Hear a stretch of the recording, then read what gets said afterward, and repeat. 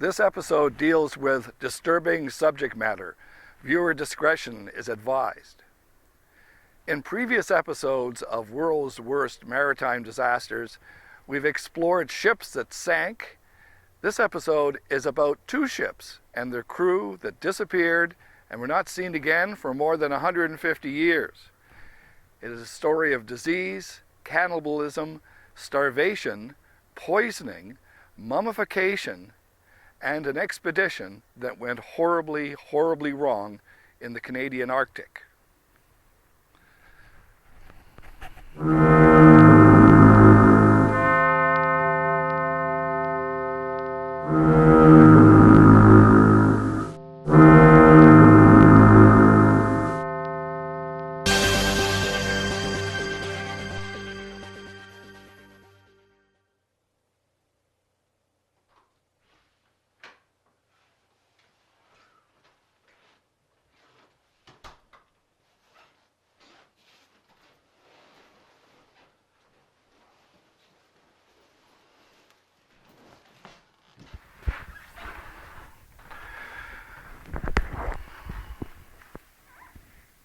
The Northwest Passage, a navigable route from the Atlantic Ocean to the Pacific, would mean mariners could avoid extended trips down almost to the Antarctic around the Cape Horn to get to the Pacific Ocean. It also meant the Panama Canal probably would have never been built. It was only natural that attention gradually turned towards the Canadian Arctic. Voyagers of the 16th and 17th century who made geographic discoveries of British North America, now we call that Canada, included Martin Frobisher, John Davis, Henry Hudson, and William Baffin. In 1670, the incorporation of the Hudsons Bay Company led to further exploration of the Canadian coastline and interior and of the Arctic seas.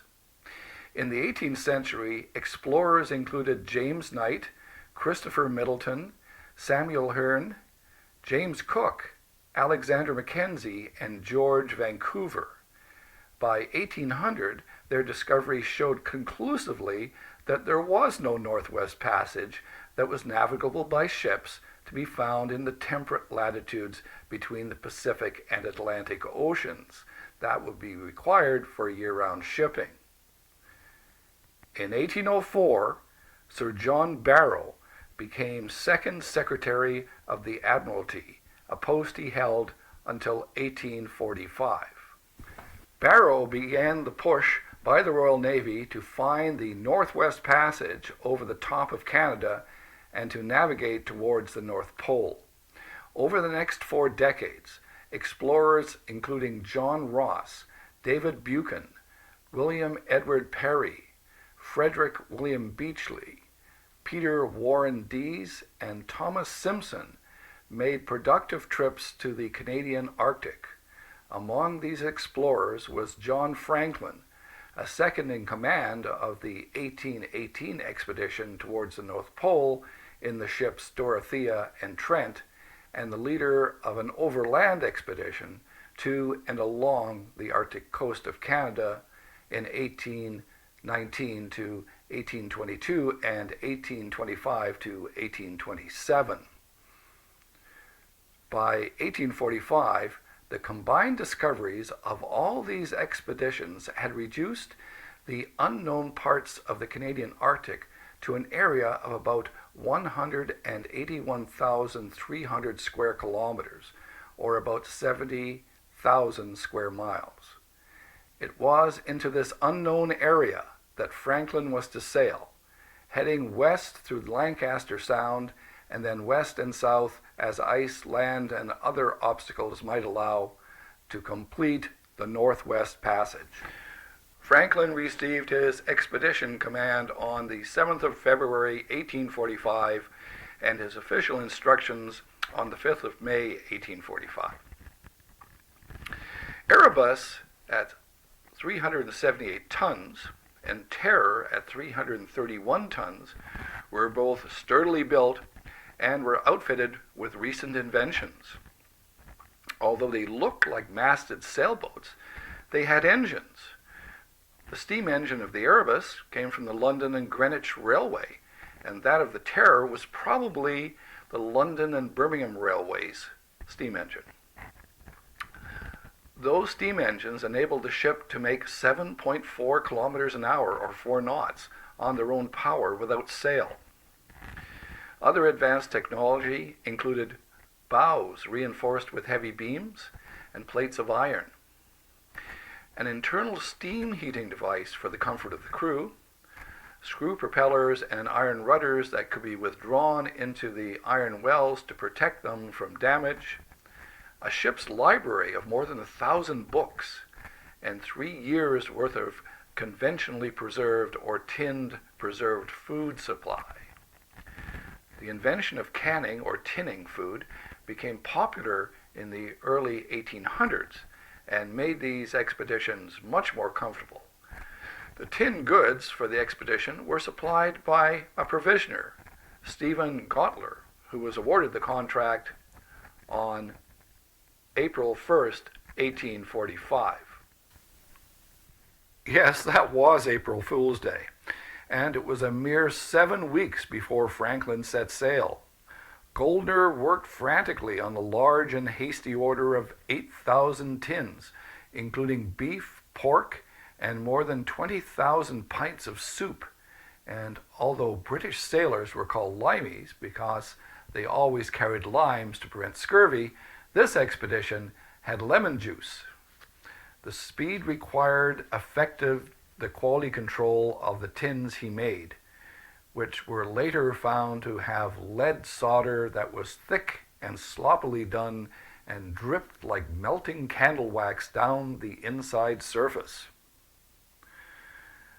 The expedition set sail from Greenheath, England, on the morning of the 19th of May, 1845, with a crew of 24 officers and 110 men. The ship stopped briefly at Stormis Harbour in the Orkney Islands in northern Scotland, and from there they sailed to Greenland with RMS Rattler and a transport ship, the Barretto Jr. At the Whitefish Islands in Disco Bay on the west coast of Greenland, 10 oxen carried by the transport ship were slaughtered for fresh meat and salted. Supplies were transferred to the Erebus and Terror, and the crew members wrote their last letters home. Letters written on board told how Franklin had banned swearing and drunkenness. Before the final departure, 5 men were discharged and sent home, reducing the ship's final crew to a size of 129. The expedition was last seen by Europeans 3 months later, in late July 1845, when Captain Dennett of the whaler Prince of Wales and Captain Robert Martin of the whaler Enterprise encountered Terror and Erebus in Baffin Bay, waiting for good conditions to cross to Lancaster Sound. That winter, Franklin and his men wintered in a sheltered harbor at Beechy Island, more or less as planned. All but 3 men successfully endured that first Arctic winter, and a lonely cairn of stones was left to mark their final resting place before the ship sailed again in the spring. In the 1980s, Canadian forensic anthropologist Dr. Owen Beattie examined the 3 bodies, finding them to be remarkably well preserved, being mummified by the Arctic permafrost. Autopsies determined that the cause of death was lung disease and lead poisoning. The expedition then picked its way through a labyrinth of rocks and ice and headed south. They were on a course for some of the thickest sea ice in the world. It was here that disaster would strike. The Erebus and the Terror became icebound near King William Island. The next summer, the ice didn't melt enough to free the ships, and what was left of Franklin's crew was forced to spend another winter locked in the ice in the Arctic.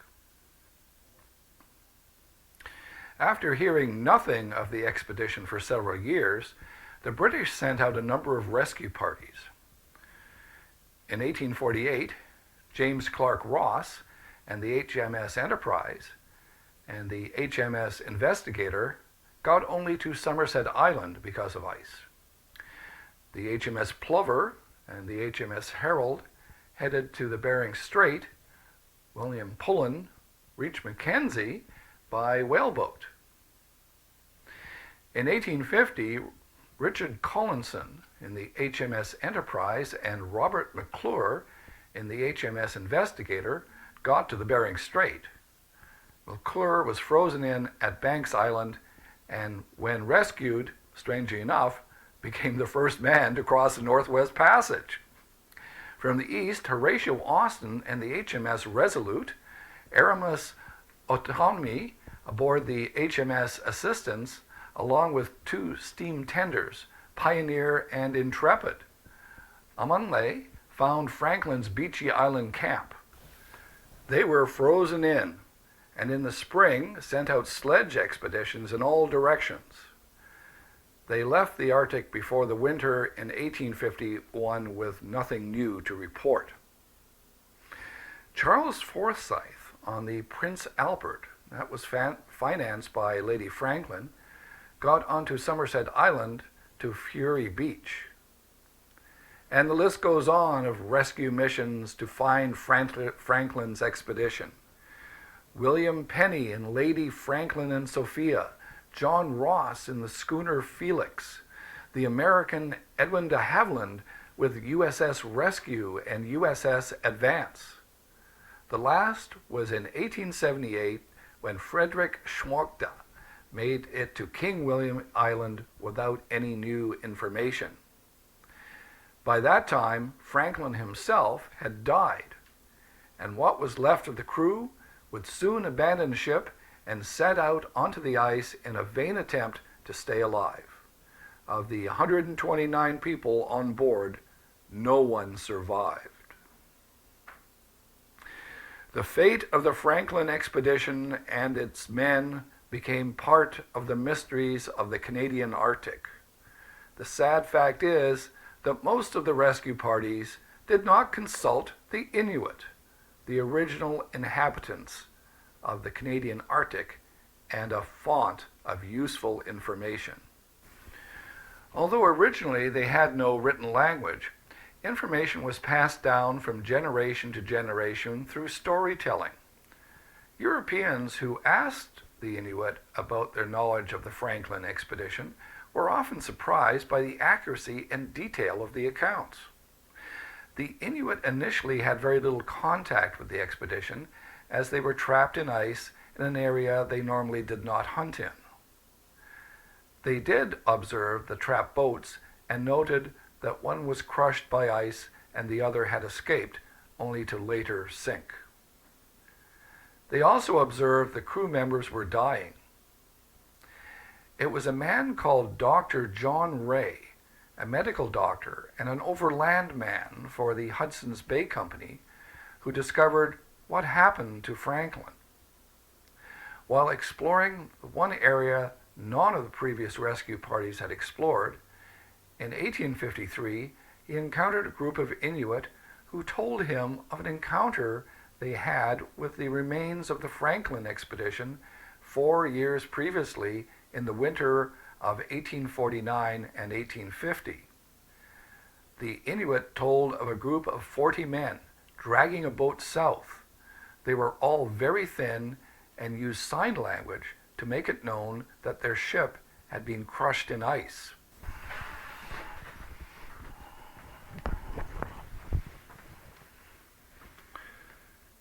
They purchased a seal from the Inuit. Later, the same season, the same crew were encountered, or at least the survivors were, about a day's walk from Great Fish River. Even this story was second-hand, however. The men Ray spoke to had not seen the group firsthand, but were just recounting a story they'd been told of them by other hunters. The scene must have been apocalyptic. There were scattered dead bodies in tents, under upturned boats or out in the open. Many of the bodies had been hacked with knives, and human remains were reported to be in cooking pots. They said there were 30 dead in that place, another 5 dead on a nearby island. The Inuit also reported hearing gunshots later in the year after the game had returned, so probably around May, indicating that not all of the men had died by that time. To confirm the story, they told Ray, they sold him a number of artifacts, a silver spoon, silver forks, and similar with initials and names that confirmed their provenance as belonging to officers of the Erebus and Terror. Dr. Ray stated, and I quote, "From the mutilated state of many of the corpses and the contents of the kettles, it is evident that our wretched countrymen had been driven to the last resource, cannibalism, as a means of prolonging their existence." Imperial Britain was scandalized. Cut marks on the skeletal remains of the crew members have since corroborated Dr. Ray's gruesome reports, but the exact details of exactly what happened in the waning days of the lost expedition will never be known. Franklin's men are thought to have succumbed to a combination of exposure, starvation, scurvy, and lead poisoning caused by the soldering on the tinned food or lead pipes in the ship's water distillation system. Inuit, who were in contact with the survivors after they left the ship, said they had black gums, a common symptom of scurvy, a horrible and fatal disease caused by lack of vitamin C in the diet.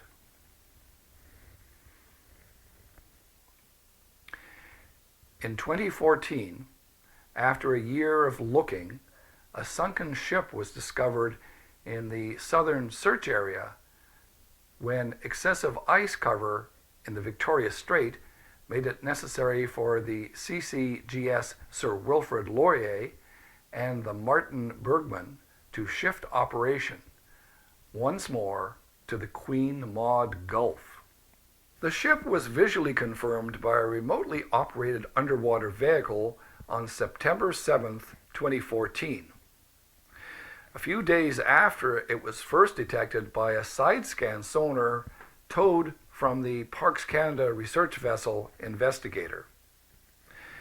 The ship appeared to be in relatively good shape for a sunken ship, with features of the deck still mostly complete. Initially, it was not known which one of Franklin's ships it was.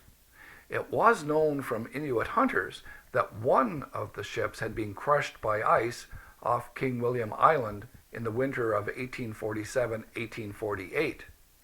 Since the boat was only in 11 meters of water, divers from Parks Canada went to take a look. The ship was in remarkably good shape, and the divers soon found the ship's bell. It was engraved with the ship's name, Erebus. The last of the Franklin expedition had been found 169 years after it sailed from England. Now, here are some strange facts. The artifacts of the Franklin expedition remain the property of the Canadian government. But under an agreement made with the British government, the Royal Navy still owns the ships. One ship was called Terror, the other Erebus, which means the gates of hell. I think those are good descriptors for what it must have been like in the latter part of the life of the officers and crew of the Franklin expedition. I'm Allan Stokell. Thank you for watching this episode of World's Worst Maritime Disasters.